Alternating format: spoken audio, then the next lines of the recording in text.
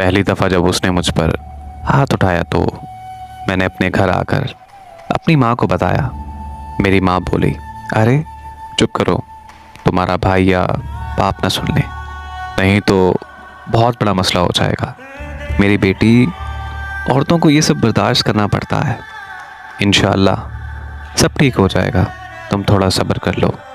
اپنی ماں کی یہ بات سن کر میں اپنے سسرال واپس آ گئی تھی، اور یہاں میرے شوہر کا سلوک مجھ سے دن بدن برے سے برا ہوتا جا رہا تھا۔ وہ مجھے بد کردار کہتا تھا، اور اس کے گھر والے بھی مجھے برا سمجھتے تھے۔ یہ بات میں اور میرا اللہ جانتا ہے کہ میں بد کردار نہیں ہوں۔ میں تو اپنے گھر کی سب سے لاڈلی بیٹی تھی۔ مجھے تو بالکل بھی اندازہ نہیں تھا کہ شادی کے بعد میری زندگی ایسے عذاب بن جائے گی۔ میرا شوہر جب بھی مجھے طلاق کی دھمکی دیتا تھا تو میں اس کے پاؤں پڑ جاتی تھی اور اس کی منتیں کرتی تھی، پلیز تمہیں اللہ کا واسطہ مجھے طلاق مت دینا، آپ مجھے جتنا مرضی مار لیں، میں آپ کے آگے اف تک نہیں کروں گی۔